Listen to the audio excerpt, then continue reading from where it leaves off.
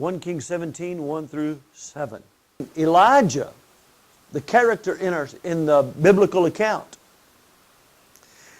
we know, because we can look back now and see, that God is going to invest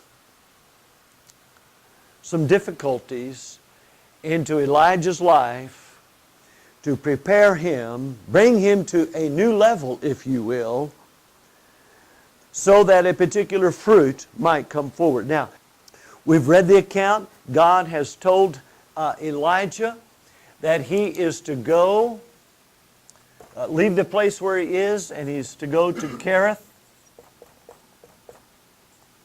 the brook Kerith.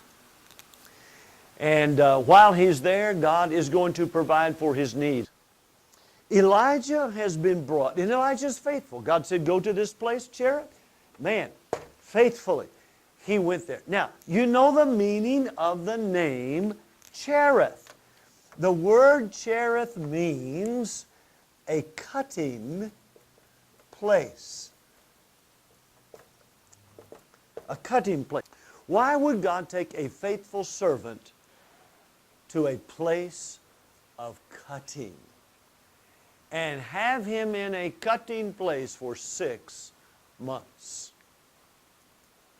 Was God angry at Elijah?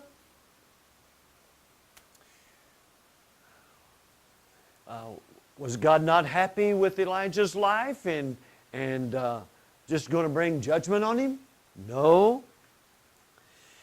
Guys, think with me. How many times in our life, we think back, how many times in our life have we discovered by God's grace or revelation that there's been something in our heart that needed to be cut out? Right? We've been to God's cutting place, Cherith, a number of times. Now, cutting is not comfortable.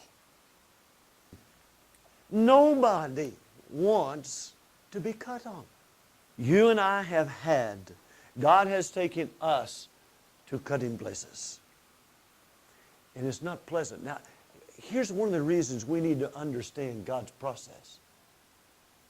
Because many times, when we're in Cherith, and there's some cutting going on in our life, if we don't understand that this is the hand of God, the love of God, the activity of God for our good, typically we will resist it. And all of a sudden, instead of cooperating in the process and growing through it, you're resisting it. I don't know about you, but I'll bet you anything. If you start push back against the knife, you end up extending the cutting time. You know, this cutting process is very similar to just the little statement Jesus makes in John 15:2. You know, when he's talking about the vine that's producing this little bit of fruit, but not much, what does he do? Whack. Cut.